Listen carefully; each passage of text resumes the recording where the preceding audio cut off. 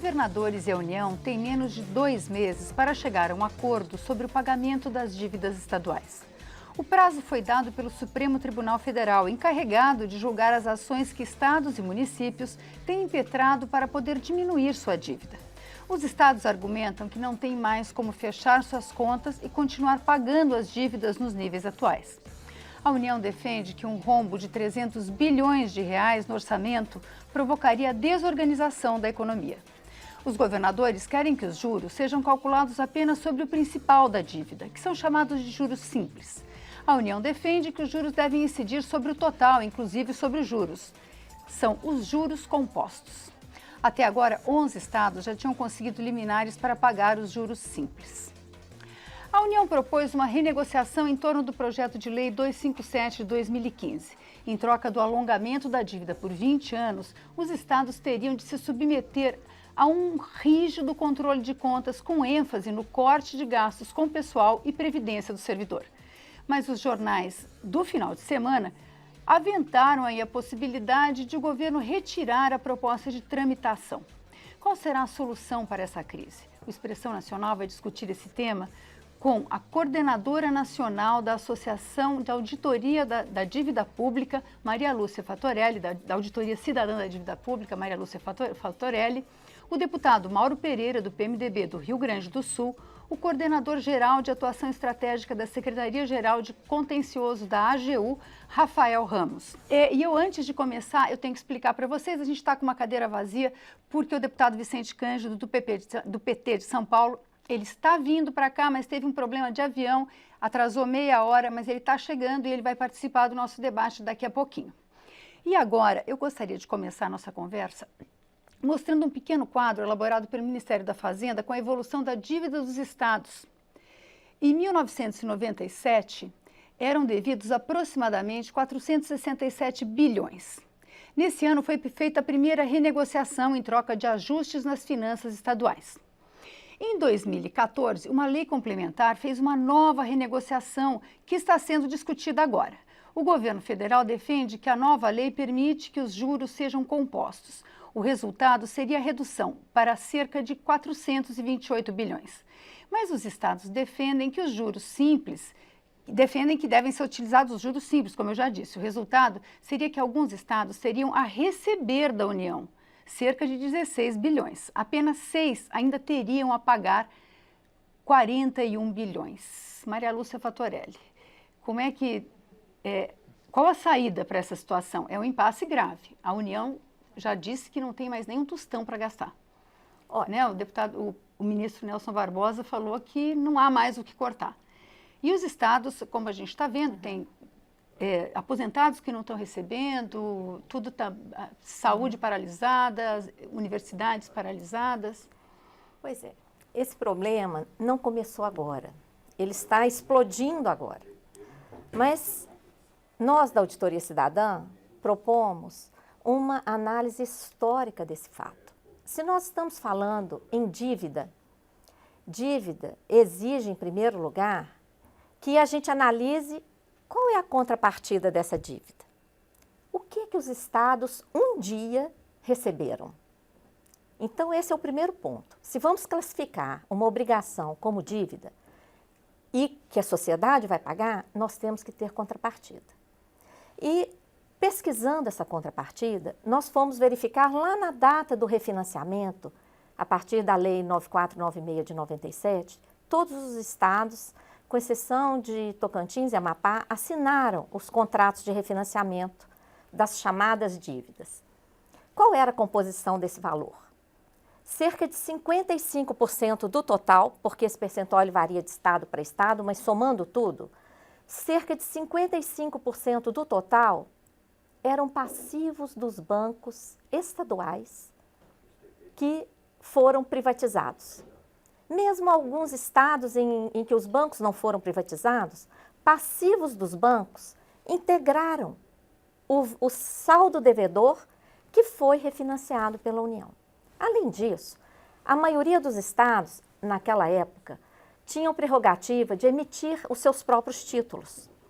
E como havia uma competição entre os títulos federais e os títulos dos estados, os títulos dos estados eram extremamente desvalorizados, além dos casos de fraudes. Várias CPIs, como no caso de São Paulo, tanto na capital como no estado de São Paulo, CPIs comprovaram fraudes na emissão de sequências de títulos para pagar precatórios que não existiam. O que fez a União? Quando títulos estavam aí, no caso de São Paulo, até 15% do valor de face, porque todo mundo sabia que aquilo ali era papel podre, e nos outros estados, títulos extremamente desvalorizados. Se a União quisesse ajudar os estados, ela teria arrematado esses títulos e refinanciado o valor realmente recebido pelos estados. Mas não, o que fez? Refinanciou o total daquelas dívidas a 100% do valor de face e ainda somou a esse valor todos os passivos dos bancos estaduais que foram privatizados como joias raras. Os bancos privados que compraram os bancos estaduais receberam os edifícios, toda a clientela, o dinheiro em caixa, todos os créditos a receber, mas o passivo desses bancos virou dívida dos estados. Então, só para concluir, se chegarmos na origem, nós já temos aí uma grande possibilidade de anular boa parte dessa dívida. Em cima desse valor que já começa inflado, foi aplicado ao longo de todos esses anos uma atualização monetária mensal cumulativa. A gente chega lá na taxa de juros. Isso. Eu queria saber, deputado Mauro Pereira, o senhor é representante de um estado que talvez tenha sido o primeiro que acusou essa grave crise com dificuldade para pagar os servidores e que também entrou na justiça. Como é que o senhor vê essa situação? Como é que dá para sair? O senhor acha que os estados estão corretos nessa posição? Bom, primeiramente cumprimentar a Tivânia, cumprimentar o doutor Rafael, cumprimentar a doutora Maria Lúcia e a todos os nossos telespectadores. Na verdade, o que está acontecendo com o nosso país, eu vejo da seguinte forma: o Brasil está sendo passado a limpo.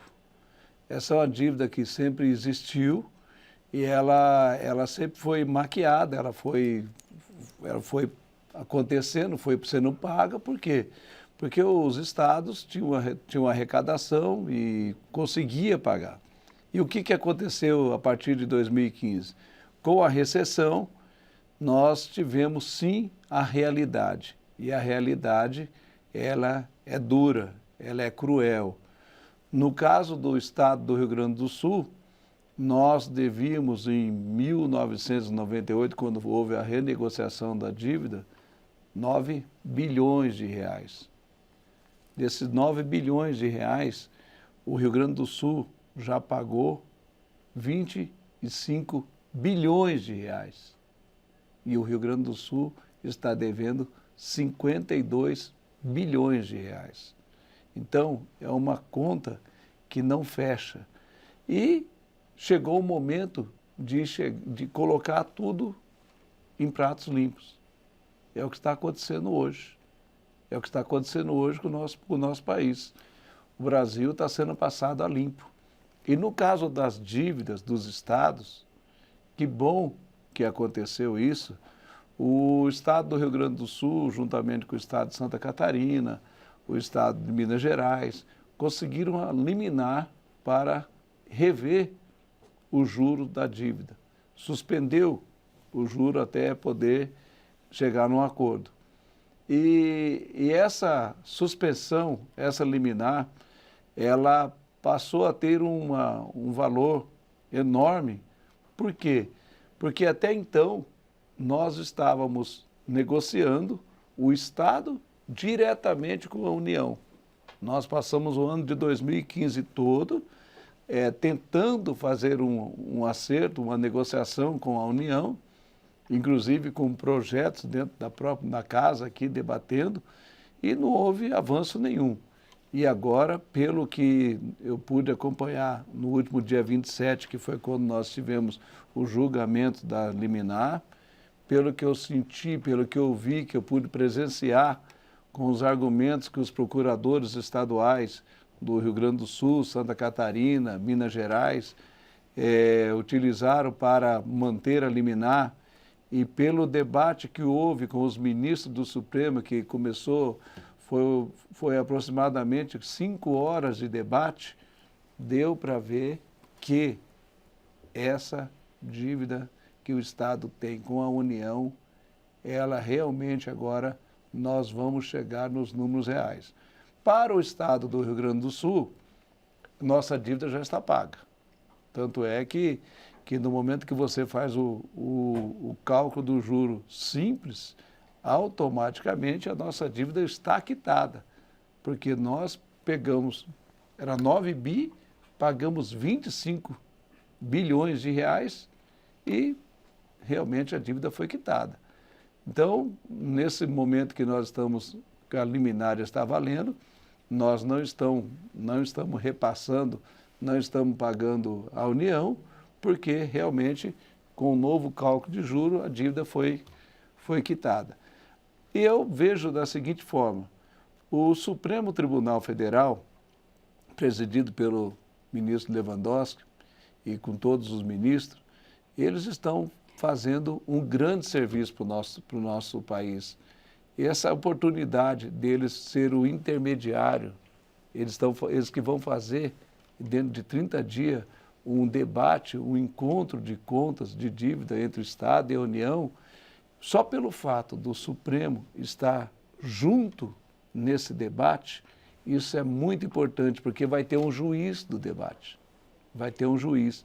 E aí é onde nós vamos, vejo com bons olhos que vai deixar de fazer injustiça, porque o que estava acontecendo? O Rio Grande do Sul pagando 270 bilhões. A gente vai continuar esse debate mais um pouco, deputado. A gente não precisa esgotar todos os argumentos agora. Vamos ouvir do Dr. Rafael Ramos a posição do governo nessa história, né? A posição que a Advocacia Geral da União está defendendo aí nesse julgamento. Então, também boa noite a Vânia, deputado Mauro, também a doutora Maria Lúcia. Prazer estar aqui nessa noite para poder debater esse tema de grande importância na atualidade. Então, na visão da União, esse tema realmente é um tema que se coloca com enorme preocupação. A União tem se mostrado ao longo de todo esse processo histórico que foi lembrado aqui no início, numa postura de conciliador, uma postura de sensibilidade às questões que estão sendo trazidas de dificuldades financeiras dos estados. Então, na perspectiva de um que se chama federalismo de cooperação. Então, propriamente, a União não se coloca numa posição de adversário, de confrontar propriamente as posições dos estados, mas de encontrar soluções. Então, nesse sentido, a função desse julgamento do STF realmente na perspectiva de uma oportunidade de diálogo e que sejam encontradas soluções. Retomando já a origem da dívida, propriamente no marco dos anos 90, já naquele período, a União se colocou numa posição realmente pós-plano real, no momento de estabilização da economia, da necessidade de revisitação dessa dívida que os estados se encontravam numa situação realmente muito grave já naquela época. Quer dizer, a União se colocou numa perspectiva de alongamento de prazos, de subsídio, de revisitação dos juros, inclusive estabelecendo tetos dentro da perspectiva da receita líquida real de cada ente, a fim de que fosse possível de maneira sustentável a condução dessa dívida. Obviamente, dos anos 90 até hoje, a perspectiva da economia, com as melhoras que ocorreram na economia e com o novo cenário que se colocou, veio a necessidade de uma readequação de termos dessa relação contratual da União com os estados. Daí o refinanciamento que foi colocado na legislação que hoje está em xeque, digamos, né, que é a Lei Complementar 148, juntamente com a Lei Complementar 151, a própria União, que foi autora dessa proposta legislativa, ela colocou novas condições, com novos indexadores e também trazendo a questão dos descontos, que é onde hoje está colocada a polêmica. Nesses descontos, qual natureza dos juros a serem aplicados? Seriam os juros, por um lado, simples, como tem os estados, ou os juros de natureza composta, capitalizados, que são aqueles mesmos juros com os quais a União remunera a sua dívida. Então, o que precisa ficar claro nesse primeiro momento é que a União realmente se coloca numa posição de diálogo e de busca de soluções para esse problema. Bom, a gente tem diversas entidades procuraram o programa, queriam participar, tem muitas questões envolvidas aqui. A gente vai abordar aí um pouco o conteúdo do PL 257, mas a gente selecionou aqui 2 participações que a gente considera muito importantes, porque a gente tem a limitação até física, né? A primeira vai ser do vice-presidente da Ordem dos Economistas do Brasil, o professor José Dutra Vieira Sobrinho, professor Dutra que ensinou matemática financeira para quase todos os jornalistas que eu conheci na minha vida. Ele critica a posição dos estados e afirma que ela pode prejudicar toda a coletividade. Vamos ouvir o que o professor está falando. É importante que se entenda que as questões relacionadas com capitalização de juros simples e compostos não é uma questão de ordem jurídica ou política, é eminentemente matemática. Temos que nos conscientizar que na velha matemática, 2 mais 2 continua sendo 4. E em hipótese alguma poderia ser 3 ou 5, como tenho ouvido de algumas pessoas especialistas no direito.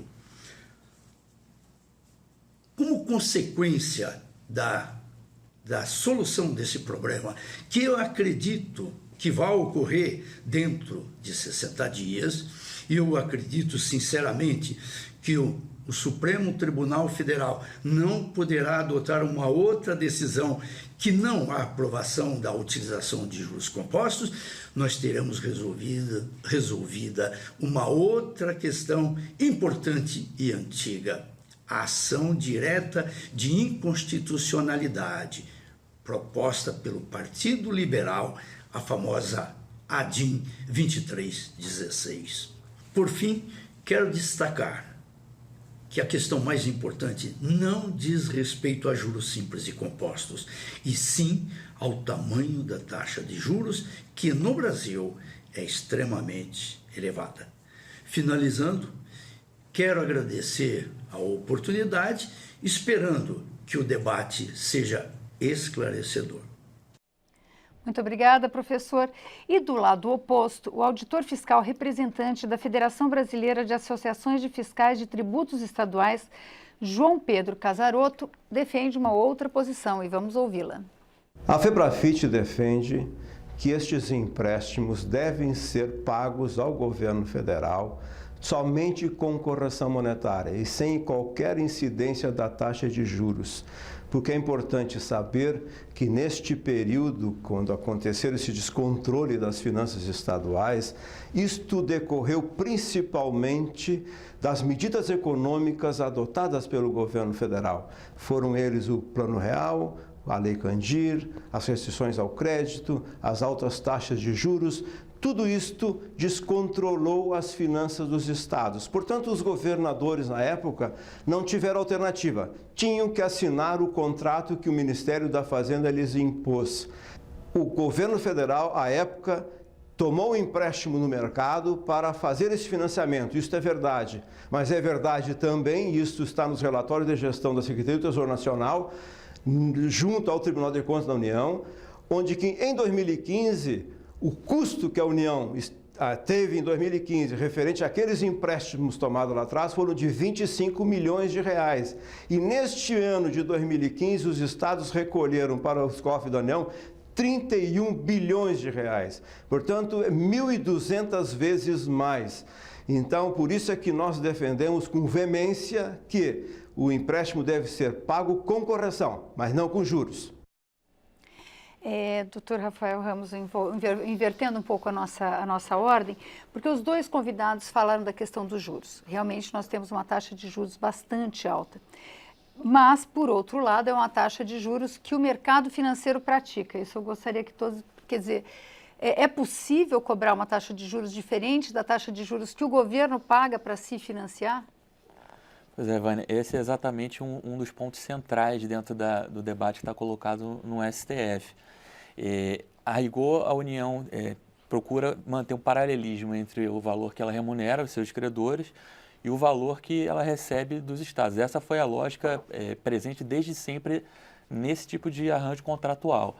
Então, a ruptura, a eventual ruptura dessa lógica, dessa sistemática, ela tem um impacto muito expressivo em relação às contas da União, com dados, inclusive, da própria Secretaria do Tesouro Nacional, tanto no desconto, que teria um equivalente a um perdão de 78% dessa dívida atual de 400 bilhões, como também dentro de uma perspectiva da dívida global, que hoje a dívida pública total de 3,9 trilhões, dados da STN apontam que desses 3,9 trilhões, 1,1 trilhão é decorrente desse refinanciamento que a União assumiu. Então, assim, tanto pelo fato dessa perspectiva histórica dos contratos, como também pela manutenção de umas taxas que são equivalentes às demais operações de crédito, a União tem colocado essa perspectiva, sem perder de vista o que eu mencionei no início, outras soluções que estão sendo aventadas, como no próprio projeto de lei complementar que está aqui sobre exame da Câmara dos Deputados, que promove um alongamento da dívida por 20 anos e, em paralelo a isso, coloca uma carência de 40% dentro dos próximos 24 meses, que é o PLP 257 de 2016. Bom, a gente vai fazer um pequeno intervalo e volta daqui a pouquinho, porque o deputado Vicente Cândido já está aqui e ele vai entrar na nossa conversa. Até daqui a pouco.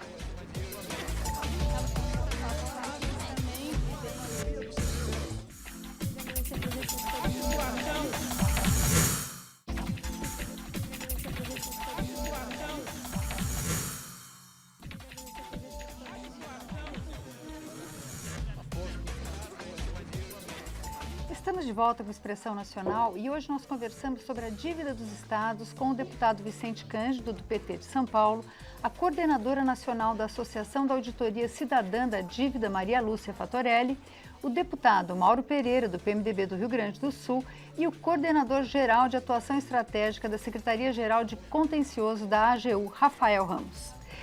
A gente terminou o último bloco falando sobre a questão dos juros, né? Nossos dois outros participantes que participaram por vídeo comentaram que é muito difícil pagar uma dívida no Brasil com a taxa de juros que tem. Agora, a questão que eu coloquei, que o doutor Rafael já defendeu aí o lado do governo, o governo capta dinheiro a uma taxa de juros 14,25, digamos, né? Mais ou menos o que está hoje. E vai repassar, vai receber a menos. Como é que fica esse pagamento, deputado Mauro Pereira? Bom, primeiramente cumprimentar meu colega, deputado Vicente.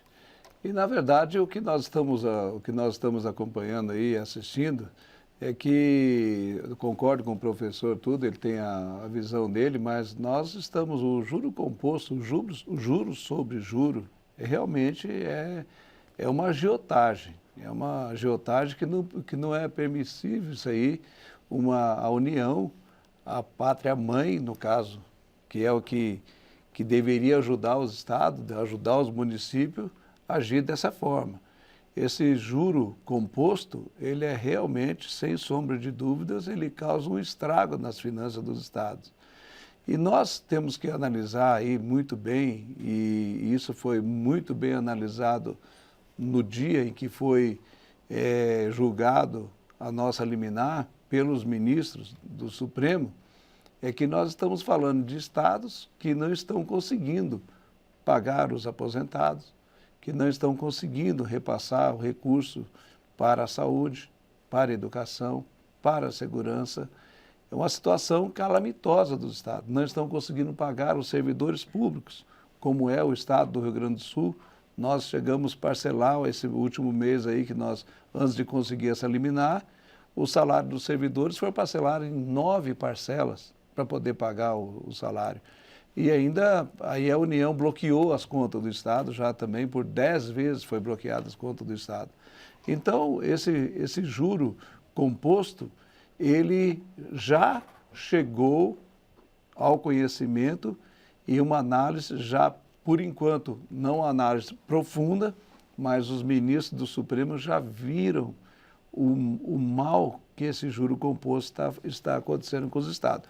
Por isso que nós vamos ter essa reunião, esse encontro de contas em 30 dias no Supremo, que o Supremo vai participar dessa negociação, aonde vão os técnicos nossos do estado do Rio Grande do Sul, do estado de Minas, São Paulo e outros, vão conversar e debater de uma forma técnica, e eu não tenho dúvidas nenhuma de que o juro composto, ele não tem como ser praticado numa relação estável, numa relação se tratando de união com o Estado, ou, resumindo, se tratando de pai para filho.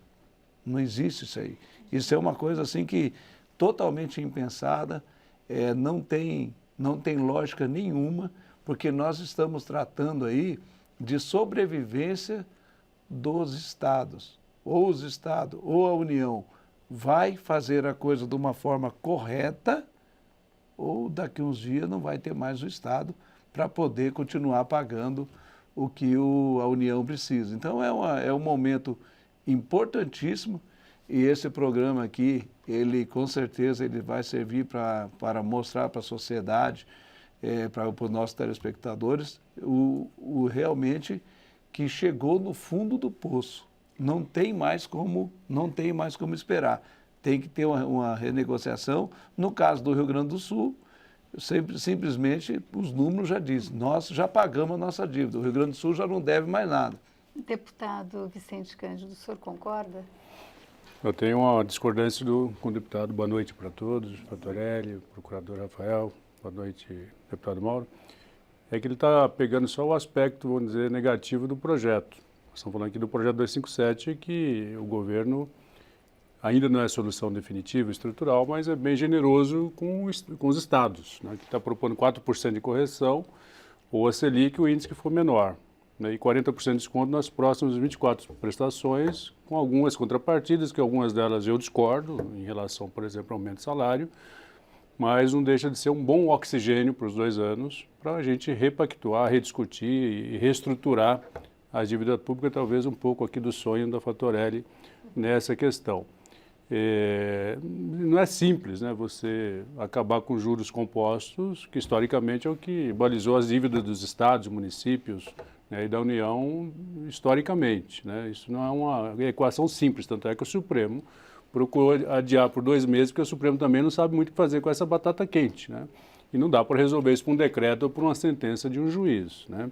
Eu concordo que precisa ter uma repactuação. Os 2 anos últimos, 14 e 15, desconcertou um pouco mais pelo baixo crescimento econômico, o crescimento negativo, do que os demais anos. O deputado Mauro Pereira, se pegar aí a correção da dívida PIB, dívida líquida com dívida PIB, de 2003 até 2012, 2013, foi o melhor momento dos estados, né, de percentual. Tivemos crescimento econômico, tivemos capacidade de endividamento alargada, liberada, né? Alguns estados exageraram, alguns estados não cumpriram o dever de casa, né? que estão com mais dificuldade. Teve estado que liquidou a dívida, que pagou a dívida, tá certo? Então nós não podemos também pegar por 1 ou 2 casos e tratar o todo com isso. Acho que o projeto do governo é um projeto razoavelmente bom para esse momento, até generoso demais quando você propõe 4% de correção ou melhor índice da Selic, que seria os 4%, que a Selic até ser menor do que 4% demoraria um pouco. Mas não tira o mérito aqui do debate, né? O Brasil tem uma forte financiarização, uma concentração de bancos, juros, e isso acaba desestruturando todas as finanças, não só públicas, mas do cidadão também. Acho que esse é um debate que deve se debruçar nos próximos períodos, né? Para que o Brasil deixe de ser esse país dependente da financiarização. A gente só trabalha para bancos, na verdade, não só o setor público, como o setor privado também. Acho que debates como a Fatorelli provoca, acho que tem muito sentido, mas é uma questão estruturante, não dá para resolver isso de uma hora para outra apenas por um decreto. Bom, o Armando, ele mandou uma mensagem aqui para a gente. Ele disse que, na opinião dele, ele diz que ninguém empresta a juros simples. Contrato é contrato, senão todo cidadão tem direito a financiar um bem a juros simples. No fim, entendo que o povo paga a conta. É isso, Maria Lúcia Fatorelli? Veja bem, nós estamos aqui fazendo esse debate em relação aos estados. Como que o Brasil acumulou os 370 bilhões de dólares de reservas internacionais? Captando a taxa Selic, e a Selic estava até mais alta do que 14,25, e empregou esse dinheiro em títulos da dívida norte-americana, que paga 0,25% ao ano para o Brasil. Então, quer dizer que nós podemos emprestar a 0,25% ao ano, sem correção, em dólar, sujeito inclusive a perdas, como agora o dólar está caindo, nós estamos tendo perdas. Nós podemos emprestar 370 bilhões de dólares para os Estados Unidos, a 0,25% ao ano. Não é todo para os Estados Unidos. Né? E Não é todo. praticamente, a gente sabe, o governo não revela onde estão as reservas, né? A gente sabe que 258 bilhões estão em títulos norte-americanos, porque os Estados Unidos revelam. Os outros 100 e poucos a gente não sabe onde estão, é considerado dado sigiloso. Então, nós ficamos sujeitos a isso, nós estamos sujeitando os estados a essa situação de crise humanitária, porque um aposentado ficar sem receber o seu provento, um trabalhador público sem receber o seu salário, a saúde pública destruída, e o 257, eu discordo também. Ele coloca um mero alongamento, ele não dá desconto, ele dá um desconto momentâneo, e o Estado tem que assinar um aditivo. E com esses juros, que não é pouco, o IPCA mais 4% em cima, é muito mais do que o BNDES dá para empresas privadas. É muito mais do que nós estamos pagando nas nossas reservas. E quando a União reclama que não consegue sobreviver, veja bem, só com operações de swap cambial que garantiram a variação do dólar, de setembro de 2014 a setembro de 2015, foi um prejuízo de 200 bilhões de reais. E ninguém falou nada. Por quê? Porque esse dinheiro beneficia o setor financeiro, então ninguém fala. Nós estamos remunerando sobra de caixa dos bancos, mais de 1 trilhão de sobra de caixa dos bancos remunerada diariamente nas operações compromissadas. E o 257 mantém isso, coloca na lei essa remuneração que hoje poderia ser considerada ilegal. Porque a desculpa é controle de liquidez. Mas espera aí, 1 trilhão e 100 de controle de liquidez? Esse dinheiro poderia fazer baixar os juros de mercado, por exemplo. Né? Eu vou colocar uma questão colocada aqui por um telespectador. O Márcio dos Santos Meira, ele é de Camaragibe, de Pernambuco, e, na verdade, ele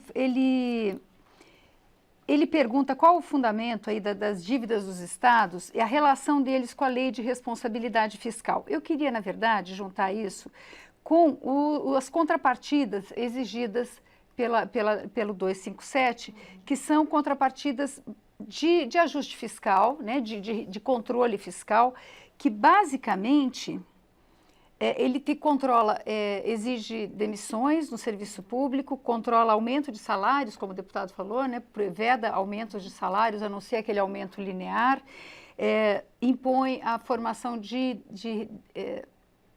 previdência para os servidores, previdência sair do regime público, complementar.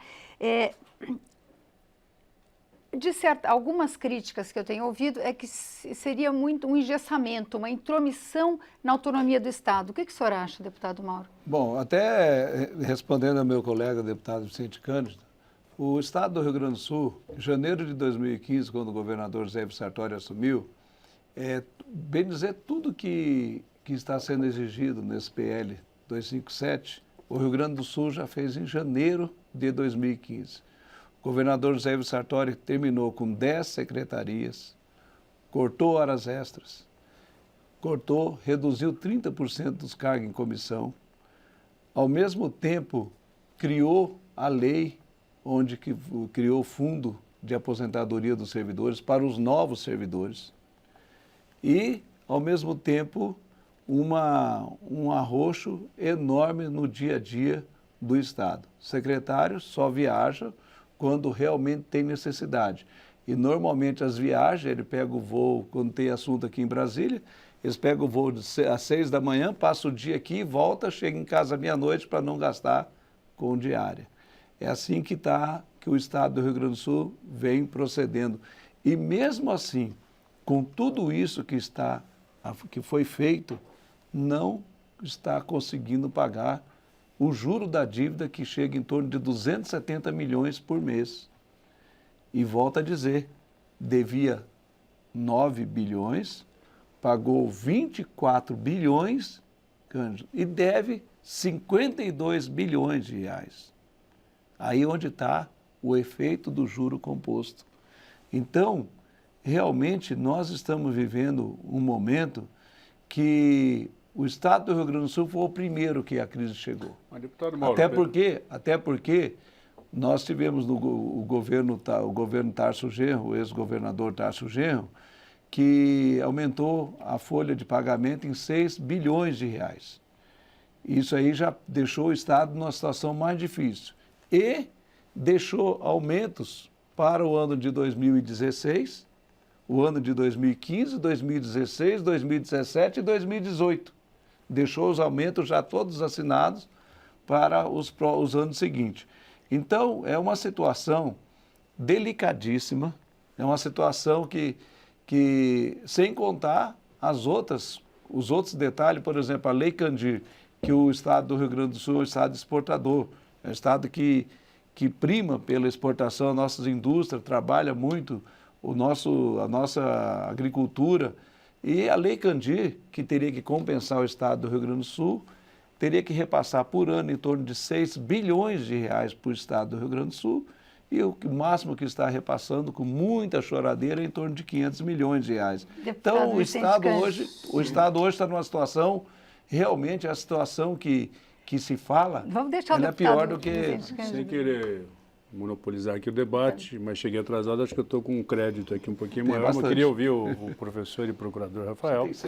Mas acho que o problema ainda, inicialmente, primeiro, o montante de dívida dos estados é 20% da dívida pública. Nós estamos falando de 3 trilhões, mais ou menos, os estados somos 600 bilhões. Então, não é o maior problema no montante. E também acho que não é uma questão dos juros compostos ou simples nesse momento. Esse decreto do deputado Espírito é mais a cara do deputado de um grande provocador do que a viabilidade real dele. Não quero aqui tirar o mérito, mas eu acho que ele não cabe no momento esse debate, né? E o problema não é se é juro composto ou simples. O problema é, assim, por exemplo, quando o presidente Lula começou a administrar o Brasil, o juros, a Selic estava 24%, foi a 26% no mês seguinte, né? É isso que desconcertou por algum período, ali nos primeiros anos do governo Lula, e já somado com o governo Fernando Henrique, a dívida dos estados. É os 22% de Selic, 26%, que demorou alguns anos para a gente chegar a 12, 13, com a presidente Dilma chegamos aí à Selic mais barata da história. Então, acho que o problema é estrutural do Brasil. O problema maior é a dívida pública nacional, né, que os estados estão dentro desse contexto. Aí eu concordo com a Fattorelli, já fizemos aqui esse debate, não é a primeira vez que ela vem aqui, né, que a matemática brasileira, em termos de juros e dívida pública, ela não é exata. Acho que não há Pitágoras ou o Oswaldo Souza que consegue explicar essas contas. Isso acho que a gente precisa fazer esse debate. Isso tem a ver com a indústria, a descentralização do Brasil, né, com taxa de juros e tudo. Acho que o ente público ele acaba sendo uma vítima nesse processo. A questão da dívida, quanto custa a reserva, para que serve a reserva. Acho que é um debate que o Brasil tem que fazer, tem que encarar se quiser ser um país sério nesta matéria. Política monetária, né, deputado? Política monetária. A gente não vai resolver o problema dos estados, né, dentro desse contexto isoladamente, pode ter um fôlego momentâneo, mas requer um debate nacional e bem estruturado, né? A gente pegar alguns exemplos e comparar com alguns exemplos que levam essa matemática um pouquinho mais a sério, isso eu concordo. Senão nós vamos trabalhar só para o sistema financeiro e nunca vamos entender essa matemática, tá certo? Agora, que alguns estados, deputado, não estou dizendo que é esse ou aquele governo ou esse ou aquele partido, exageraram na mão, né, gastaram às vezes indevidamente ou onde não devia gastar, isso é fato, né? Por que tem estado que não tem dívida ou que conseguiu quitar a dívida em 15 anos? É porque foram mais responsáveis com o que arrecadava e sabia gastar. Posso contribuir? Tá certo? Alguns deputados não têm dívida porque contraíram dívida externa quando o dólar estava baixo para pagar para a União. Olha em que ponto chegamos. Nós fizemos esse levantamento, inclusive está aqui no nosso livro sobre a auditoria da dívida dos estados. As condições desse refinanciamento chegaram a ficar tão onerosas, tão absurdas, que em determinado momento os estados recorreram a empréstimos externos. Sim, desde 89. Para pagar para a União. A primeira grande o concentração da dívida filho recorreu ao exterior para pagar para a mãe. Mas Até um ponto importante que o deputado Vicente Cândido está trazendo. Deixa eu só colocar mais uma questão Diga. para o senhor responder, já que o senhor ia começar a falar. Nessa renegociação que está sendo proposta para os estados, em que medida é possível melhorar uma situação, por exemplo, com um estado como o do Rio Grande do Sul, que está sem poder pagar a folha? Sim, novamente na lógica do federalismo de cooperação, que a União está nesse momento de diálogo, de construção de soluções.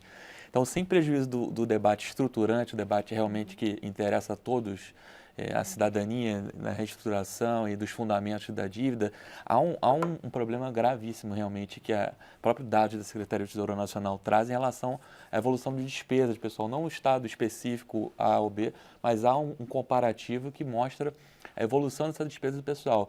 Daí porque a proposta, ainda que alguns pontos estejam ainda em discussão em relação às contrapartidas, esse problema da despesa do pessoal ele não pode ficar fora do debate.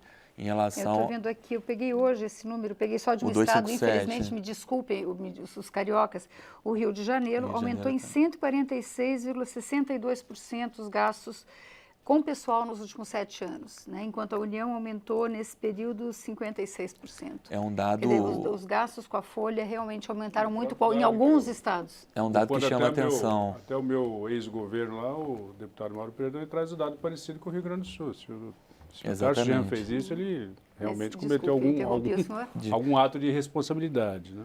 Mas daí porque, ainda que não seja o único fundamento, é um aspecto relevante que está também tendo parcela da discussão dentro da forma de contrapartida. Sim, mas quantas atribuições de saúde, de educação, de segurança Sim. que a União assumia anteriormente e transferiu para os estados? Então, temos que, por isso é que a proposta, para chegarmos a uma solução, nós temos que colocar todos os problemas como se fosse um tabuleiro. Todos os problemas, porque senão a gente olha isoladamente e fala, realmente, aumentou pessoal. Mas foram atribuições federais assumidas pelos entes. Muitas. Daí porque talvez até extrapolando um pouco a questão jurídica e propriamente da legalidade de um decreto ou de uma lei complementar, esse debate tenha sido devolvido do judiciário, ainda que momentaneamente, olha, dentro da articulação dos entes federados, junto com a própria participação do legislativo, uma solução que seja sistêmica. Porque discutir juros simples, juros compostos, desestruturar toda uma relação contratual e quebrar, ter uma ruptura de isonomia com demais relações da União, talvez também não resolva, Antônio. Tem que abarcar aspectos mais amplos, né? Agora, posso fazer um pedido para o doutor Rafael? Claro. Em público, o 257, ele coloca simplesmente esse alongamento, mediante aditivo, ele dá um desconto temporário. Tem um alongamento, vai ter que pagar a conta lá na frente com os acréscimos. Ele coloca todas essas restrições, que você colocou muito bem, com uma ingerência e um dano para o funcionalismo. E no meio disso tudo, nós encontramos 2 artigos, 2 dispositivos do 257, um que garante remuneração da sobra de caixa para os bancos. Ele cria uma garantia de remuneração, o que hoje se faz nas operações de mercado aberto, em que o Banco Central retira o que ele considera excesso de moeda, o que está acima dos 5% da base monetária apenas, quer dizer, acaba remunerando toda a sobra de caixa dos bancos. Hoje ele faz isso trocando com o título da dívida. O 257 coloca isso no texto da lei. Um país em que está faltando dinheiro para a saúde, para a educação e etc., garantir remuneração da sobra de caixa dos bancos, esse artigo tem que sair.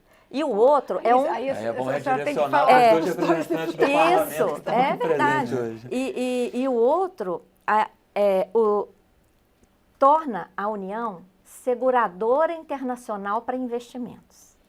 Olha bem, esse item, então, quer dizer... Mas ela já é, né? Não, mas Talvez... colocar no texto da lei o que hoje se faz de benesses para o setor privado. Então, assim, se vai fazer falta receber a prestação dos estados, como é que vai ter dinheiro para garantir investimentos de multinacionais, de nacionais, onde quer que seja, a União assumindo um papel de seguradora internacional de investimentos?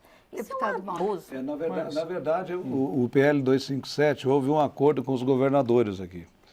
E quando o projeto chegou na casa, ele chegou totalmente ao contrário do que foi negociado. Tanto é que foi feita agora uma emenda no projeto, inclusive assinado por diversos líderes, que vai ser emendado, porque realmente o que foi combinado com os governadores não foi cumprido. Então, só que em seguida já houve o processo do impeachment que entrou, que parou tudo, e ao mesmo tempo houve essas liminares que o STJ repassou para os estados, e aí então está parado esse projeto. Agora, foi feita uma emenda pelos estados, uma emenda que foi assinada por diversos líderes, inclusive, se eu não me engano, a liderança do Partido dos Trabalhadores também assinou, porque o que tinha sido combinado com os governadores, na hora que o projeto chegou na casa, chegou diferente, a Fazenda fez diferente. Eu queria colocar uma questão. Nós vamos ter que... A gente tem 4, 5 minutos para terminar, então é praticamente 1 minuto para cada um, mas é que uma das questões que está sendo muito discutida agora, até em vista de se haverá ou não um outro governo, mas a questão da desvinculação das verbas de saúde e educação dos orçamentos, que essa seria uma das saídas propostas para os governadores aliviarem o caixa. Você quer esse debate em apenas 4 minutos, 5 minutos. Muito simples. É que eu não podia perder essa questão. Eu sou contra a desvinculação, acho que para a saúde e educação precisa ter, porque nós não podemos pensar que todo mundo, todos os governantes vão tratar a saúde e a educação com prioridade. Eu acho que nessas duas verbas, eu acho muito ruim a gente desvincular. É verdade que ninguém gosta de governar as verbas já amarradas, tudo constitucional. Acho que a gente até exagerou um pouco nisso, mas na saúde e educação, viva o Calmon, a lei Calmon, que garantiu esse percentual. É verdade que tem distorções, tem prefeitura que não precisa gastar toda aquela verba com a educação, acaba inventando alguma despesa para atingir o limite dos 25% em vários municípios. Mas, no geral, o Brasil precisa investir mais. Só cumprir o Plano Nacional de Educação, a gente vai ter que dobrar esse investimento na educação. E tendo isso como uma questão importante, estratégica para o Brasil, nós não podemos mexer nessa desvinculação, na minha opinião. Maria Lúcia Patorelli, por favor. É claro, se continuarmos com essa desvinculação, né, em âmbito federal, a DRU já está em 20%, com projetos aí para passar para 30%. E agora esse outro projeto também no âmbito dos estados. Isso, a gente acaba encaminhando, dando passos para a barbárie. Nós vamos cortar na saúde, na educação? Não. Nós temos que cortar nessa usura de juros sobre juros. Nós temos que cortar nessa política monetária suicida do Banco Central, que coloca para o Brasil um volume de moeda de apenas 5% do PIB, quando todas as outras economias comparáveis ao Brasil é 40%. Então o Brasil virou um país em que não pode emitir moeda, mas pode emitir dívida à vontade, e essa dívida chega no setor financeiro, e o setor financeiro cria dinheiro a juros estratosféricos. Isso é que está amarrando o Brasil, quebrando as indústrias, quebrando o comércio, provocando desemprego, e essa crise toda decorre dessa política monetária. É só mexer na política monetária que os problemas que desamarram o Brasil. Doutor Rafael Ramos. Essa questão específica da DRU, ela, de certo modo, refoge a capacidade institucional da AGU, da União, e temos aqui representantes do parlamento que vão saber conduzir bem esse debate. Obviamente, como cidadão, ninguém quer ver reduzido investimentos nem em saúde, nem em educação. Os desafios que são constantes ainda dentro da perspectiva de país, espero que não tão longo prazo, né? Mas, de toda sorte, o debate que fica é que a União se coloca à disposição dos estados, e nesse período de diálogo, de refinanciamento, que, em última análise, prevê melhorias e manutenção de serviços públicos para todo cidadão, independentemente.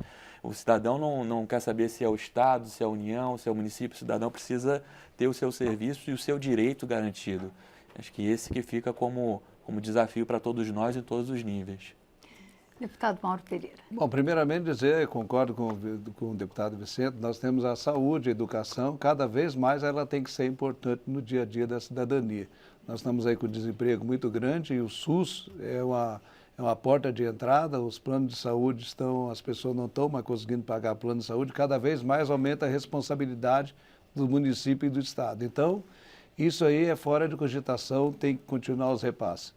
Ao mesmo tempo, eu não tenho dúvida nenhuma de que a União vai ter que controlar os gastos, vai ter que reduzir o número de ministérios, vai ter que reduzir os cargos em comissão, vai ter que ter um controle melhor dos gastos públicos. E eu quero sim dizer, Vicente, que eu apesar de eles deixar bem claro que quem tem que se entender o Estado é o governo federal, mas o Supremo Tribunal Federal, os ministros do Supremo, eles estão com a responsabilidade muito grande, sim, como juiz. Como juiz. Essa conta dos estados, essa dívida do Estado com a União, que devia 9, pagou 25 e deve 52, é uma matemática que não fecha e que eu espero e conto com a sabedoria dos técnicos da AGU, do Ministério da Fazenda, do Estado e com um julgamento justo dos ministros do Supremo, porque agora eles estão, diferentemente dos outros debates, que ficavam nós, juntamente com o Estado e a União ali, e depois só dizia, não dá para fazer nada, não tem como nós fazer nenhum acordo, era assim que era o trato. Agora não, agora é diferente. Os ministros, o ministro do Supremo, presidente Lewandowski, a última palavra que ele deixou bem claro, não, daqui 30 dias nós vamos ter que ver bem sobre Lei Candir, nós vamos ter que ver bem sobre esse juro, que essa história está mal contada. Só essa palavra aí já tem o seu valor. Então eu acredito que com corte de gasto, corte de ministério, corte de carga de comissão, o controle mais rígido da máquina, nós vamos conseguir sim fazer justiça com os estados e precisa, porque os estados hoje é igual tirar leite de onça, não tem mais o que tirar. Ali simplesmente acabou. A fonte secou e a União ali não tem mais como tirar nada. Ali é só ajudar. Muito obrigada, doutor Rafael Ramos. Muito obrigada, deputado Mauro Pereira. Agradeço. Muito obrigada, Maria Lúcia Fatorelli. Muito obrigada, deputado Vicente Cândido. O Expressão Nacional termina aqui. Você pode rever este e outros programas na nossa página câmara.leg.br/Expressão Nacional ou pelo YouTube. Eu agradeço pela audiência e te convido para estar conosco daqui a uma semana na discussão sobre conclusões da CPI dos crimes pela internet. Até lá.